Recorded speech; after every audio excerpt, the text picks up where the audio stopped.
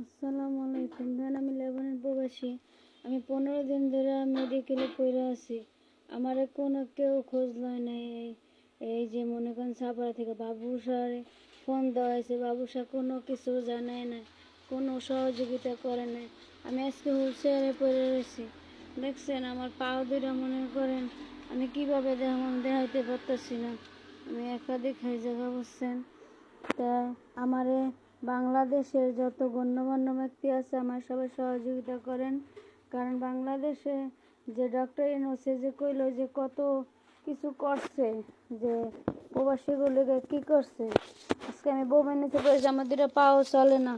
এই যে দেখেন আমার এই যে দুটো পাও, এই যে দেখেন কীভাবে দেখামো, দেখেন আমার দুটো ওই যে পাও, আমার দুটো পাও দেখছেন, আমার দুটো পাও মনে করেন চলে না, বুঝছেন।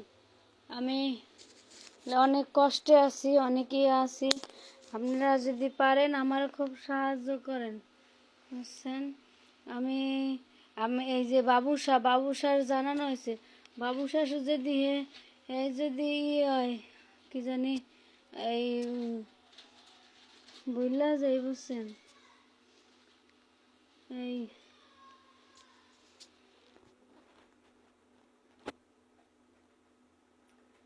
হ্যাঁ কি কয়া দাও বাবুসা, ওই কি আর জানি সাংবাদিক কেমন সাংবাদিক কোনো এই করে না। হ্যাঁ, যমুনা টেলিভিশন সাংবাদিক সাফারার। হ্যাঁ সাফারার কি, হ্যাঁ কোনো সাহায্য করে না। একটা মানুষ, আমি বোমের নিচে পড়ছি, আমার আল্লাহ বাঁচাইছে যে অনেক কিছু, বুঝছেন। তাই আমার আমার আর মুখ থেকে কোনো কথা বেরোয় না যে আমি অনেক অসুস্থ। আপনারা যদি সামনে থেকে যদি দেখেন তাহলে বুঝবেন আমি অনেক অসুস্থ। আমার দেখার মতন আর কিছু নাই ভাই ও বোনেরা, বুঝছেন। আমি বাংলাদেশ যেমন আমার সাহায্য করবো, এই লেবাননের মানুষরা অনেক সাহায্য করছে, অনেক। বাংলাদেশের মানুষরা আমার কেউ একটু উক্তি দিয়েও দেখতে আহে নাই সাফারের থেকে, বুঝছেন। সাফারের মানুষকে জানানো হয়েছে, তারপর হেরা আহে নাই কা। তাহলে আর কি জানামো কন, আর কি জানামো।